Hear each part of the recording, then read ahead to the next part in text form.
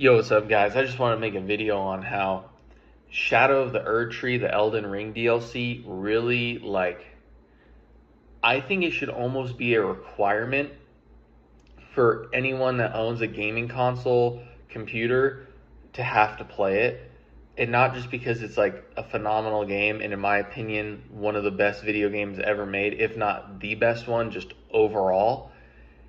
More so just the fact that, I swear that game and the whole series, the Dark Souls series plus Bloodborne, turned me more into like a man and like taught me more things than I've ever learned in school and just from real life. Like that series really teaches you like how to go from a boy to a man, and just like no matter how hard it gets, how difficult it gets, how frustrating it gets, there's a way to get past it. That's the thing, is sometimes you can walk into a boss fight. Like, for example, I've completed the entire DLC of Elden Ring.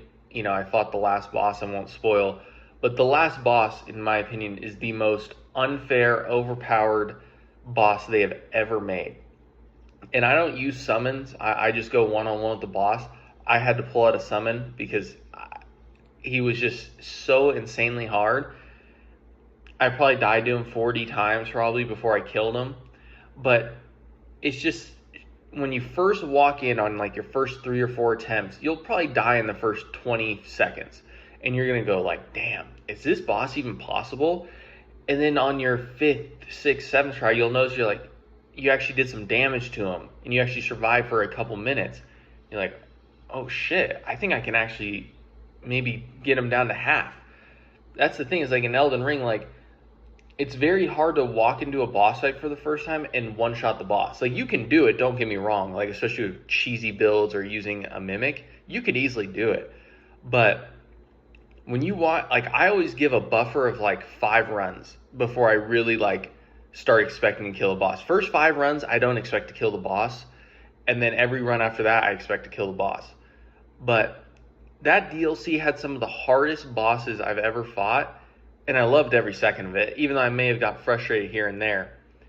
I absolutely loved it, and I just love what the game does, because the game teaches you how to, persevere and put your head down and grind and just get it done more than any other game I've ever played, and like anything in life. Like, that game really just teaches you, like, even though it might look grim, it might look impossible, it doesn't even seem like it's in your reach. Yeah, if you just keep at it, you'll notice you get a little bit better, a little bit better, a little bit better. Then you notice you got the boss to phase 2 for the first time. You've never gotten them to phase 2.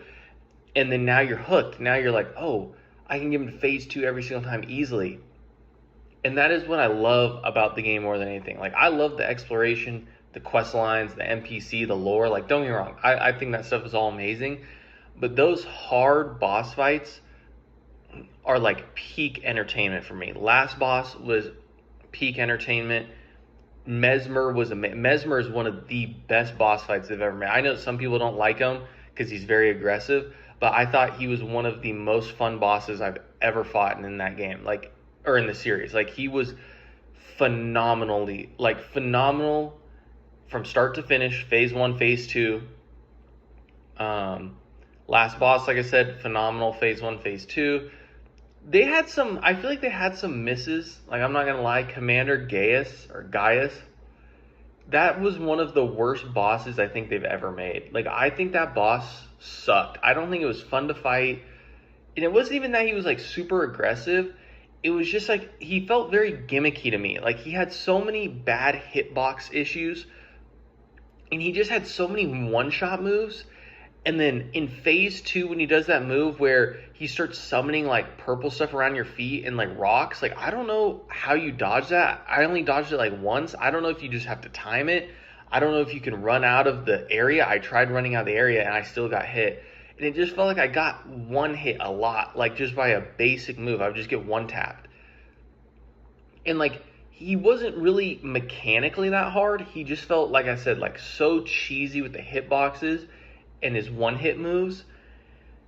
And honestly, besides him, all the other Remembrance bosses were fun. The Erdtree avatar I thought was kind of mid. It was cool, but I feel like it was kind of mid. Gaius is the worst one. All the other ones were fun. I really like the Putrescent Knight. I thought that one was like phenomenal. But that was getting off topic a little bit. But I seriously think that, you give someone a console, you give them Elden Ring as the starter one because it's the easiest one out the batch. I swear it teaches you so many life lessons that it's worth it. Like if I had a kid, I'd make him bang his head against fighting the tree sentinel for 10 hours because it teaches you though to just not give up. I've never played a game that does that. It just teaches you to never give up, persevere, and then also get creative. Find other ways to beat the boss. Try a ranged build, try a bleed build, try a frost build, try to colossal sword stagger cheese build. Like it makes you have to get creative. It makes you have to have a will. It's phenomenal. Like, and then the music in the fights is just, it's all around phenomenal. But that's all I really want to say was, I beat the DLC, no summons besides the last boss. And I just can't get over how they just don't miss. Like, I know that some people think it's a miss with how difficult it is. I think it's absolutely phenomenal. The only issues I have, like I said, couple jank hitboxes, especially with Commander Gaius. But otherwise than that, I thought it was just almost perfection. And like I said, if you're on the rope, you've seen videos, you see people talking about how hard it is. It's really not that hard. Even though I know I've played all the series, it's really not as hard as you might think it is. And I just encourage you to just get it, go in blind, and just go for it. If you need help, look up guides. Because trust me, in Elden Ring, it's not a linear progression. You can go fight the first boss in the game at like level 200 if you really wanted to, or like 100, 120. There's not linear, there somewhat is, but there's not very linear progression. So you can go do 1,000 things, then come back to the boss. Whereas in the older series, it was very linear. So it was more tough in my opinion. But yeah, that's all I really want to say. Shadow of the Erdtree, 10 out of 10. Base game, 10 out of 10. It will change your life. It will literally make you more hardcore in the real world. It will make you tougher. It will make you more resilient. It will make you be more creative on the ways you want to solve your issues. It is phenomenal. Thank you.